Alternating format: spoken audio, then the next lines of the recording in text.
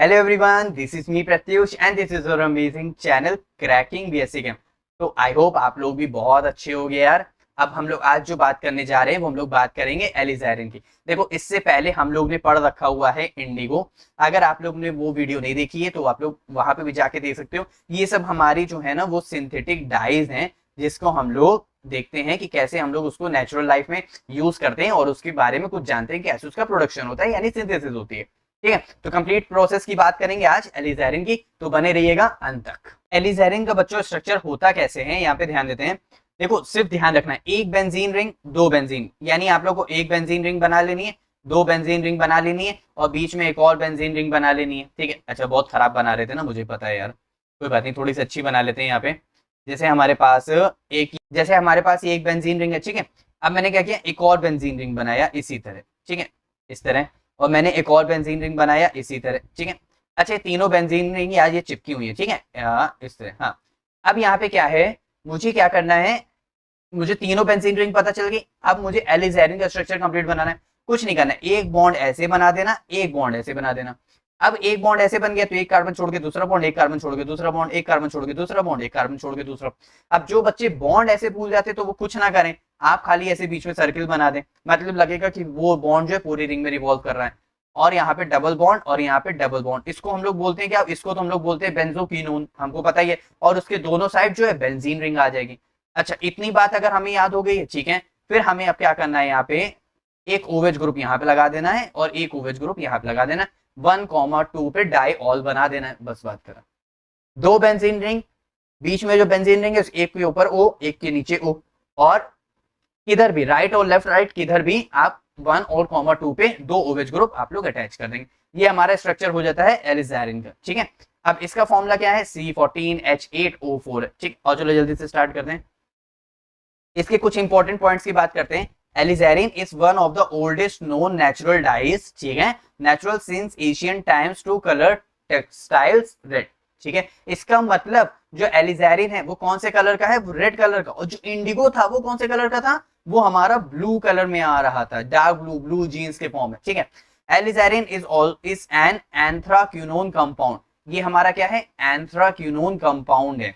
एलिज़ेरिन it is insoluble in water. देखो, जितने भी इनऑर्गेनिक कंपाउंड्स होते हैं ये सब वाटर में इनसॉल्युबल होते हैं, but soluble in alcohol, ether and alkaline solutions. लेकिन इंडिगो अल्कोहल और ईथर में भी इनसॉल्युबल था। It form coloured complex with metal ions which is the basis of it use as a dye and steel, ठीक है। तो ये कुछ पॉइंट्स है जिनको आप एक बार रीड करेंगे तो आपको अपने आप याद हो जाएगा, इंडिगो की तरह। तो चलो जल्दी से अब हम लोग बात कर लेते हैं इसके सिंथेसिस की बात करते हैं। तो पहले नेचुरल सोर्स की बात करते हैं कि नेचुरल सोर्स से हम लोग को कैसे मिलता है। तो alizarin was originally obtained from the root of the madder plants, ठीक है, इसको कुछ गलत नहीं समझे। हाँ, alizarin is originally obtained from the root of the madder plants. अच्छा, वो प्लांट कौन सा है, रूबिया टिंक्टोरम। क्या है, रूबिया टिंक्टोरम, ठीक है। इतनी बात याद रहेगी, ठीक है। अब the natural process involve from the extraction of the dye from the plants. अच्छा, ये तो हमारा नेचुरल प्रोसेस था, ठीक है। अब बात करते हैं हमारे मेन प्रोसेस की। तो हमारा मेन प्रोसेस क्या है, एंथ्राक्विनोन। क्या है, एंथ्राक्विनोन। अब देख लेते हैं कि एंथ्राक्विनोन कैसे बनेगा। भाई हम एंथ्राक्विनोन से तो बना रहे, लेकिन अगर एंथ्राक्विनोन ही हमें नहीं पता है तो कैसे बनाएंगे। तो anthraquinone is obtained by Friedel Crafts acylation. कौन सा, acylation of benzene with phthalic. अच्छा, बहुत बच्चे इसको समझ नहीं पाते हैं, PHTALIC, ये होता है थैलिक, PH होता है साइलेंट, तुम इसको पढ़ते हैं थैलिक, तो हो जाएगा phthalic anhydride in the presence of AlCl3 catalyst, ठीक है। अच्छा, यहाँ पे प्रोडक्ट देखते हैं, ये होता है बच्चों हमारा थैलिक एनहाइड्राइड। कैसे इसको याद रखेंगे, देखो एक बेंजीन रिंग, एक कार्बन, दो कार्बन, यहाँ पे दो कार्बन, तीन कार्बन, चार कार्बन, पांच कार्बन, छह कार्बन, ठीक है। देखो पूरी एक बेंजीन रिंग की स्ट्रक्चर है, ठीक है, एक benzene ring.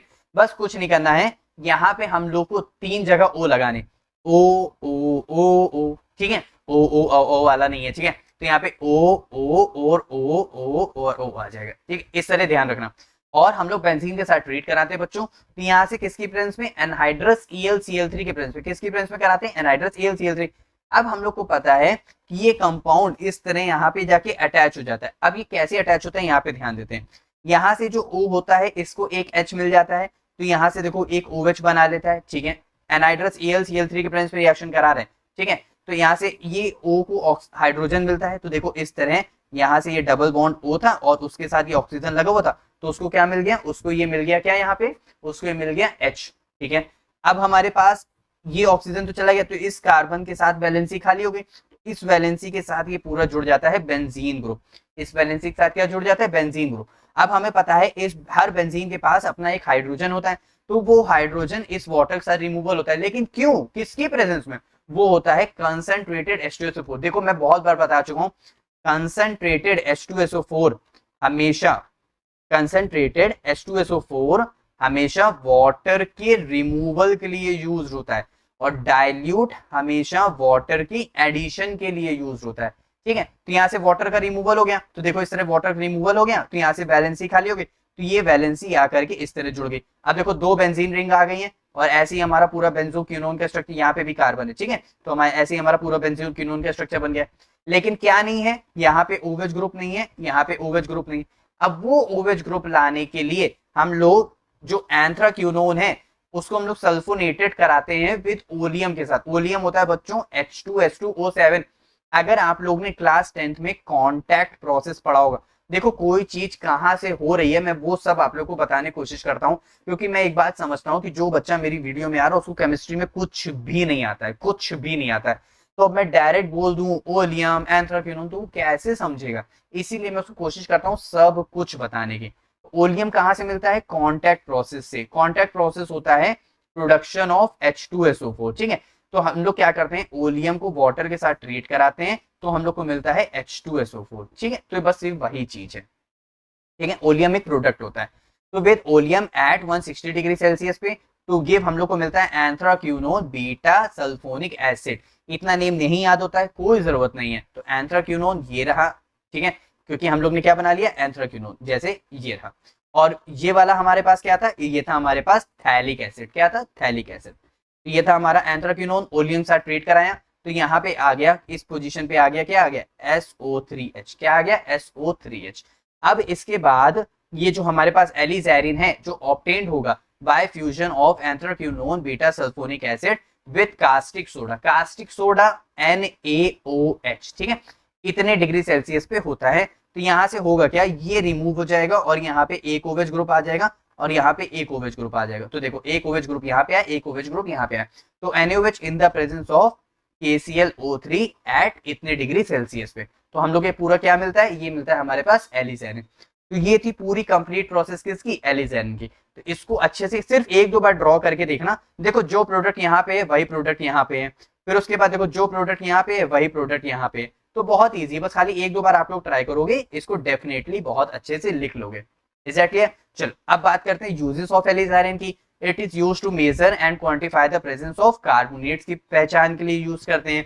Act as a pH indicator होता है, turning yellow in acidic condition and red in alkaline solution, ठीक है। अब alizarin is used as a staining agent की तरह भी वर्क करता है to identify and visualise free calcium and certain calcium compounds in biological samples के लिए भी यूज होता है। अच्छा, एलिज़ाइरिन हमारा क्या कहते हैं, मेडिकल फैसिलिटी में भी यूज होता है, can be use to determine sweat gland density, sweat यानी पसीने की बात कर रहा है, तो स्वेट ड्रॉपलेट साइज की बात करता है, sweat volume per unit area की बात करता है। In medical test and diagnostic में भी इसका काफी यूज होता है। तो आप लोग देख ही सकते हैं यहाँ पे एलिज़ाइरिन का कितना ज्यादा यूज होता है। तो अब आप लोगों का काम इतना है, ये एलिज़ाइरिन, इंडिगो, इनको अच्छे से लगाना है और अच्छे से पढ़ना है और अच्छे से मार्क्स लेके आना है, ठीक है। जो इंडिगो की मैंने पहले वीडियो बना रखी है उसको भी जरूर देख लेना। Is that clear? तो अब मिलते हैं नेक्स्ट वीडियो में नेक्स्ट टॉपिक के साथ। Bye bye.